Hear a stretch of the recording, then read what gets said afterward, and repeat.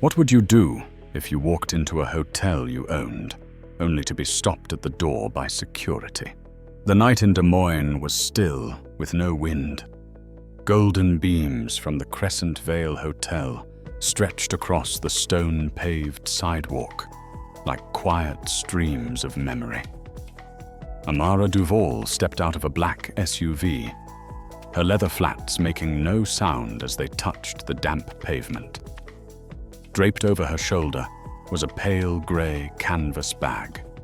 No logo, no adornments. No bodyguards, no assistants. Nothing about her appearance suggested she was one of the most formidable figures in the hospitality industry. All she wanted was a short night's rest, a soft bed, and a quiet morning to prepare for a board meeting she had originally planned to attend virtually. But some days, intuition whispers that your physical presence is worth more than a split screen. And today, that very instinct had brought Amara to the front doors of a hotel she herself inaugurated just 6 years ago, amid applause from investors and the media. The revolving glass doors opened, and a wave of air-conditioned coolness gently swept across her travel-worn skin. Amara walked in with the calm confidence of someone who belonged there, without flash, without hesitation. But the first thing she received was a slow, sweeping glance from head to toe by a young receptionist behind the counter, a girl casually chewing on her pen cap while typing with acrylic nails far longer than any professional code would allow. "Good evening, may I help you?" she said, in a tone as robotic as an auto-generated training script. "I'm checking in under the name Duval. Amara Duval," Amara replied, gently but clearly. The receptionist tapped at her keyboard, brows furrowing. "I don't see any reservation under that name," she said, lips pursed. Amara smiled softly. "That's all right. There's a suite listed under the owner's reserved allotment." The receptionist looked up, her expression shifting from indifferent to suspicious, then tightening into a crisp, forced politeness. "I'm sorry, the hotel is fully booked tonight. We only serve guests with confirmed reservations. No exceptions." Her voice wasn't loud, but it was enough to make a man in a golf shirt nearby glance over. Enough for an elderly couple sipping tea in the lounge to look up from their paper. Amara made no scene. She simply turned her eyes to the brass plaque behind the reception desk, the one etched with the words, "Crescent Vale, a Duval property." She replied softly, as if reminding herself, "I am a guest, and more than that, I own this building." The receptionist froze, then let out a quiet laugh, part mockery, part nervousness. "You're saying you own the Crescent?" She raised an eyebrow, quickly reaching for the walkie-talkie beneath the desk. "I need to call the manager." Amara remained still, her gaze calmly observing the ripple of reaction spreading across the lobby. A security guard subtly emerged by the elevators. A bartender stopped mid-shake behind the counter. In a corner, a young guest pulled out their phone, perhaps searching her name online, perhaps preparing to record. Amid the tension, Amara did not move. She didn't raise her voice, didn't flash credentials. She simply pulled out her phone, pressed a speed dial, and held it to her ear. The call lasted just 30 seconds. "I'm at Crescent Vale, Des Moines. I was just denied check-in. Handle it now." Then she stood there, silent, like a star that doesn't need to shine to make the entire sky take notice. The sound of a man's footsteps echoed from the left hallway, quick but not hurried, as if he were approaching to deal with an unpleasant situation involving a difficult guest. Derek Finch, the assistant night manager, appeared with a clipboard in hand and a suit creased at the wrists, a small name tag pinned to his chest. He didn't ask for a name. He glanced at Amara once, then turned to the receptionist. "What's the issue here?" "Sierra," the young receptionist responded loud enough for others to hear. "She says she owns the hotel." The word owns was deliberately emphasized, as if it were an inside joke. Derek's lips tightened for a brief second, then shifted into a professional smile tinged with arrogance. "I'm sorry, miss. Duval, is it? Perhaps this is a misunderstanding with the booking. I'll verify it right away." Amara didn't respond. She simply held Derek's gaze, the one that betrayed his attempt to maintain control.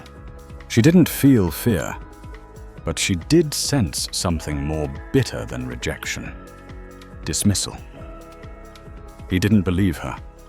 Or worse, he did, but chose not to, because the truth didn't align with the image he had already formed in his mind. Derek grabbed his walkie-talkie and retreated to the operations room behind the counter.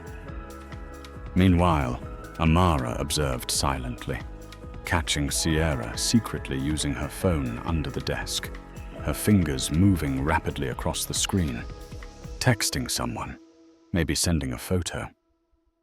She was no longer smirking, now replaced by a hidden worry, as if something was unfolding beyond her control. The hotel lobby fell into a strange silence, as if everyone was waiting for something to happen. A man by the fireplace set his wine glass down, his ear attentive, though his eyes remained fixed on the financial news broadcast. On the opposite side, a middle-aged woman in a business suit raised her eyebrows, gave Amara a once-over, then turned away as if witnessing a scene of someone pretending to be wealthy. Amara was used to those looks. Once a marketing assistant, once the only woman at hospitality budget meetings, she knew the feeling of being made to feel like an outsider. And sometimes, that atmosphere alone was the most suffocating part of any building. Suddenly, 2 security guards reappeared from the service entrance. They didn't touch her, didn't say a word, but their positions, one by the elevator, the other near the coffee station, said everything. They were prepared. Amara didn't react. She didn't call anyone else, didn't show a business card, didn't raise her voice. She simply stood by the large marble column near the window, like an invisible witness quietly observing the very scenario she had warned about in countless meetings. That a system doesn't need to be loud to be cruel. All it needs is silence. All it needs is suspicion. And in that silence, Derek Finch's phone rang. He answered, and his face changed after the first sentence. He nodded repeatedly, then leaned in to whisper something to Sierra, whose face went pale. Less than a minute later, the elevator doors opened. 2 people stepped out, one in a charcoal gray suit, the other in a thick coat embroidered with the Crescent Vale logo. Both wore name badges not meant for regular staff. Lorenzo Huxley, Regional Vice President, and Tina Rosario, District Manager.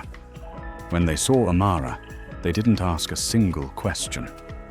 Lorenzo walked straight to her, bowed his head slightly. "Miss Amara, our sincerest apologies. We've received the call." Tina followed, her eyes scanning the entire staff like a blade of ice. The atmosphere dropped as if a snow globe had shattered in fire. And at that moment, everyone who had doubted her began to realize they had been wrong. Not wrong for mistaking a person, but for believing power could be recognized only by clothing, handbags, or a smug smile. True power, sometimes, just stands still, watches, and only speaks when necessary. And that night, every gaze in the Crescent Vale Hotel lobby never again dared to look away from the woman they once thought didn't belong, let alone commanded the entire place. Lorenzo Huxley was not the kind of executive who liked to escalate situations. But tonight, the mere look in his eyes and the weight of his stride were enough to freeze the hotel lobby in a thin layer of glassy fear. "Suite 1502 is being prepared," he said, his voice just loud enough for the entire front desk to hear. "A private car has been dispatched, and breakfast with coffee will be arranged exactly as per the usual request." Amara nodded slightly, without offering thanks or placing blame. Tina Rosario stepped briskly toward Derek and Sierra, her face cold as stone. "No more words. Office. Now." No one dared protest, but Amara did not leave just yet. She remained in the lobby, silent like a test not yet concluded. She wanted to observe who lowered their heads, who avoided eye contact, who changed their tone, and who remained the same. Sierra stood frozen like a wax figure, her lips trembling slightly. Derek tried to stay composed, but beads of sweat had begun to collect at his collar. One of the two security guards looked down at the floor, as if denying he had ever been standing there. Even the bartender, who earlier had thrown glances full of disdain, was now pretending to be busy behind the empty bar. No one dared approach Amara, as if the distance between them and her was no longer a few steps, but a wall of authority they had never imagined they would have to confront. Tina turned back around, her voice low and sharp. "All hotel staff will receive an internal notice by morning. All shifts will be suspended to initiate a full retraining program focused on guest reception policy, addressing personal bias, and revalidating professional ethics." Lorenzo added, "We're activating the emergency service audit team from headquarters. Internal investigation begins tonight." No one spoke. No one needed to. Only Amara's silent gaze swept across them one by one, like a scanner detecting invisible blemishes on what had once appeared to be a polished front desk. She walked toward the counter and placed her phone on the marble surface. "I'll be heading to the 15th floor. Send someone to check the room before I enter. Make sure everything is clean, physically and mentally." Lorenzo nodded. "The room has been inspected. 2 senior staff will personally attend to your needs." Amara turned to Tina. "I want every internal report sent directly to my personal inbox. And do not use any pre-written apology templates. I'm not interested in a script. I want a genuine response." Tina nodded, her expression as focused as if she were composing a press release in her mind. Derek summoned all his courage to speak. "I sincerely apologize, Ms. Duval. Perhaps Amara raised her hand to interrupt, not angrily, just firmly. "You don't need to apologize to me. Apologize to the system you're part of. Because if I hadn't made that call tonight, if I were someone else, I might have spent the night at a bus station labeled as a guest without reservation." With that, she walked away, her footsteps echoing steadily through the silent lobby. And when the elevator doors opened, all eyes remained fixed on the back of the woman who had just made an entire building face its own conscience. The door to the suite opened with a soft click from the electronic lock, and instantly, a familiar scent filled the air from the diffuser in the corner. Lemon zest and cedarwood. The very blend Amara had chosen years ago when designing the signature fragrance for all luxury suites. She stepped inside without turning on the lights, letting the darkness settle like a necessary silence after the commotion in the lobby. The room was spacious, yet cold. Everything was in order, immaculate to the point of sterility. On the coffee table, a plate of fruit was arranged like a magazine photo, next to a coffee machine, and 3 espresso pods placed perfectly in line. Everything was prepared exactly according to the special service protocol created for her. But no one on shift downstairs had remembered that when she arrived. Amara dropped her bag onto the sofa, slipped off her shoes, and walked barefoot across the lamb's wool carpet. She wasn't searching for anything, just quietly taking in the space like someone inspecting a room that bore her name, yet no longer reflected her presence. When her hand touched the drawer handle on the bedside table, it opened unexpectedly, and there, a sun-faded photo appeared. It was taken on the day Crescent Vale Des Moines opened. This very room was where she posed with the executive team. In the photo, Amara wore an amber suit, smiling brightly, though her eyes were slightly squinted from the sunlight. Beside her stood 4 white men, each at least a decade older. 3 had since left the company. The one who remained, Lorenzo, was the man who had welcomed her in the lobby just hours ago. She placed the photo on the table, her eyes lingering on her own face. Back then, at 39, Amara had scraped together every dollar, pitched nearly 20 times to 7 different banks, and signed a loan contract so strict that 1 quarter's delay in revenue could have triggered a full withdrawal of investment. She had once been turned away from a hospitality trade show for not wearing designer clothes, once been called sweetheart in an investor meeting, once been mistaken for her own assistant, and now, 2 decades later, standing in the very space she had built with sweat, faith, and grit, she still had to remind people who she was. Her phone buzzed lightly on the table. A message from her assistant. "Everything's in motion. I can have a press release draft ready in 15 minutes if you want." Amara read it and turned off the screen. She could take this public. Just 1 post, 1 familiar journalist, 1 screenshot from the lobby camera, and social media would explode. But she didn't want exposure. Not out of fear, but because what she was after wasn't outrage, but transformation. She knew all too well that a viral click could create scandal, but not real awareness, and it was awareness she needed.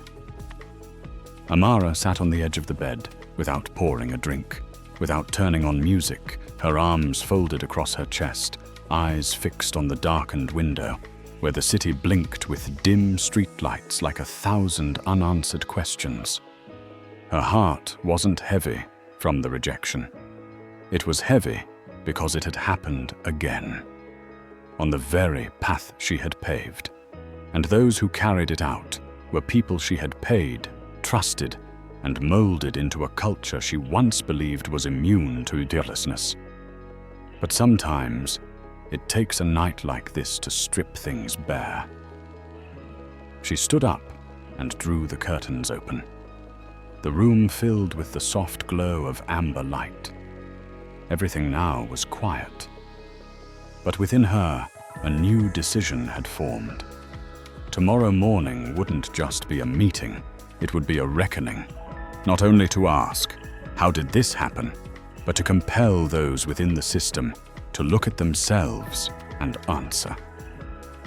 Because if someone like her could still be dismissed, how many others had been pushed aside from places they had every right to belong?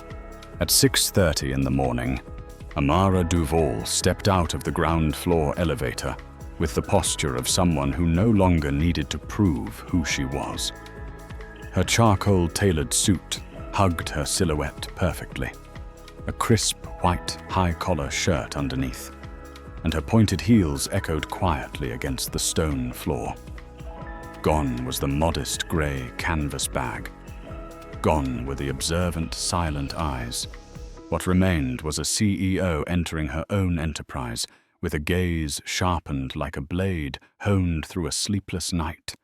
The entire lobby seemed to freeze upon her arrival. The cafe staffer dropped a stirring spoon. A guest dragging luggage paused mid-step, and even Sierra, the young receptionist behind the desk, sprang to her feet reflexively. Amara didn't stop.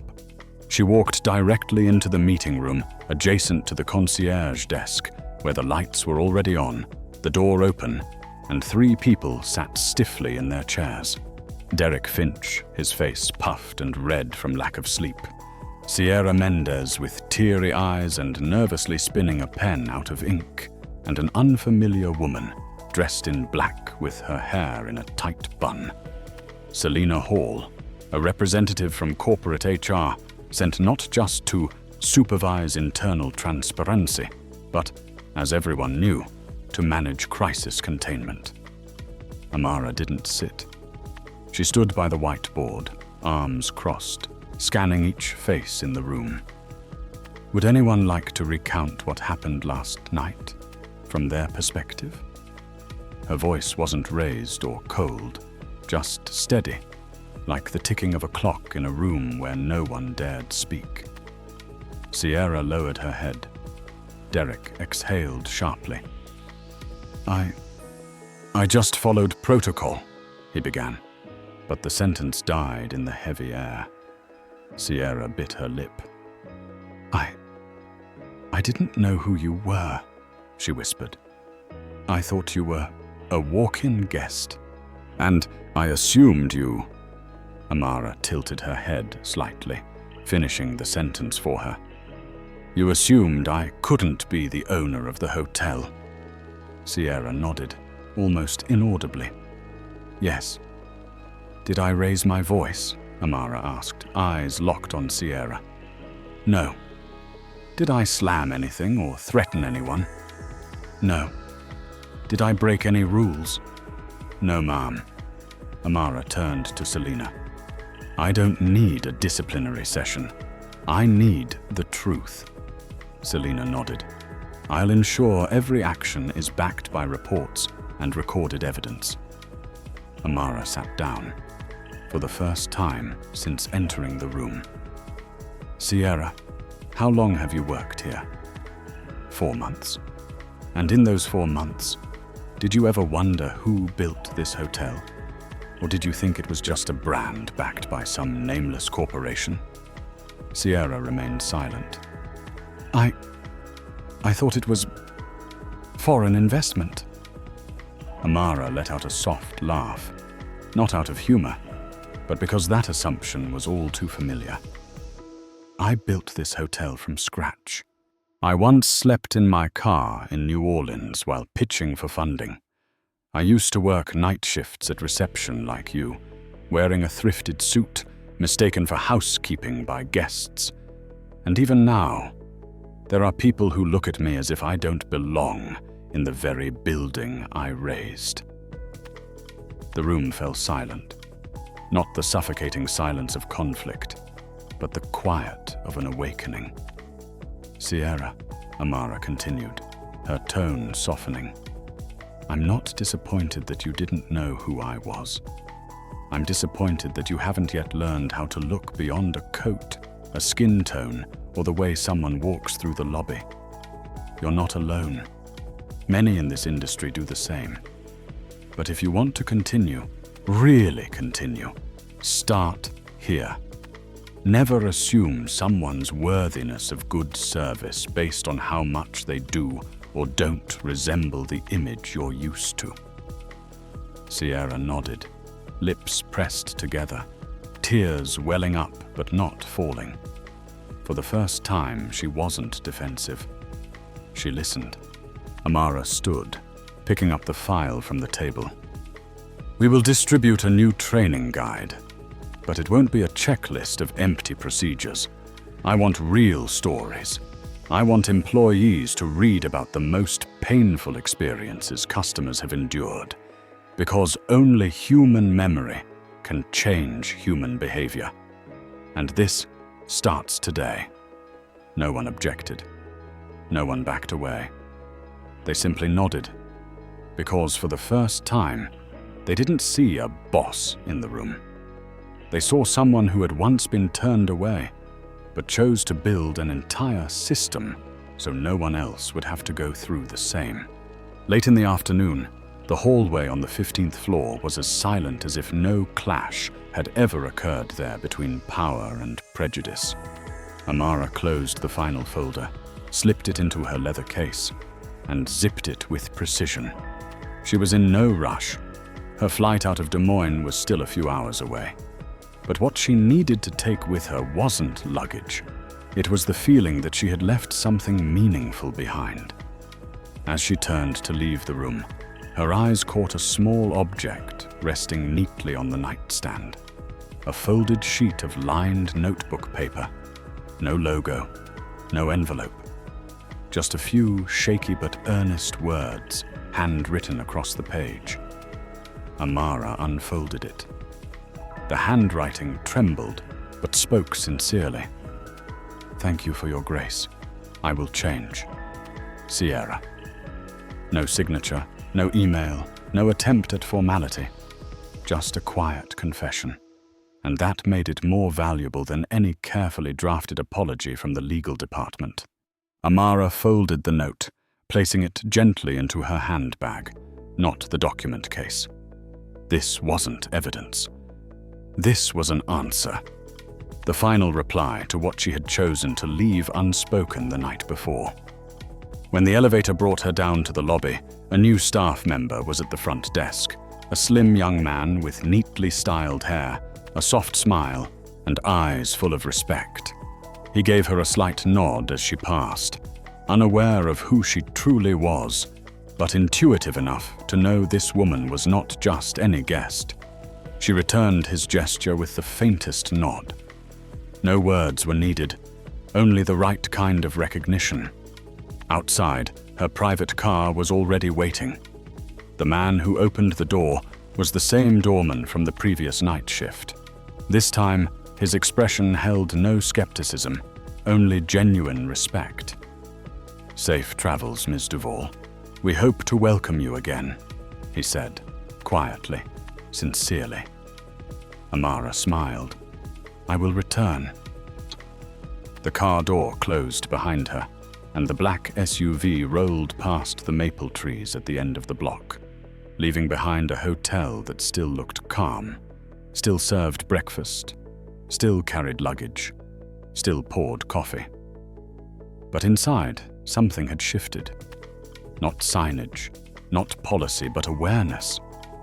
The kind she knew, when planted properly, did not need to shout in order to grow. On the road to the airport, Amara did not look back. She didn't need to. What she needed to witness had already been seen. The remorseful eyes of the young, the honest fear of those who once believed they were blameless, and the leaders, like Lorenzo, like Tina, beginning to truly listen instead of merely manage. In her hand, the folded note remained, a gentle artifact from a long and uncomfortable but necessary night. The driver played no music, asked no questions. The ride to the airport was cloaked in quiet serenity. Amara sat upright, gazing out the window at the small shops passing by, old billboards, and strangers waiting at traffic lights. No one knew who she was. No one needed to. But she knew, and that was enough. Because sometimes, the most powerful thing is not claiming justice in front of a crowd, but walking out of a room after making everyone inside take a closer look at themselves. Amara didn't win through power. She earned it through unwavering clarity. And in a world still shadowed by subtle prejudice, that clarity was a guiding light, not blinding, but bright enough to be noticed. As the plane lifted off from Des Moines, she left no press release, no viral hashtag, no camera crew. She left behind a message only the quiet would understand. You do not need to shout to be heard. You only need to know who you are, and to walk into any room as if the door was always meant to open for you. In the world of business, respect does not come from a name card or a tailored suit, but from the way we recognize the true worth of a person, even when they walk in with the most unassuming appearance. The story of Amara Duval is not just a dramatic reveal, but a powerful reminder that every system must be re-examined from within, through eyes that truly listen, and a heart that sees beyond the surface. If you believe that real change begins with quiet, yet unwavering actions, then like this video, subscribe to the channel so you won't miss more inspiring stories like this, And don't forget to leave a comment with the phrase, "Look within," to help spread this message of integrity and awareness.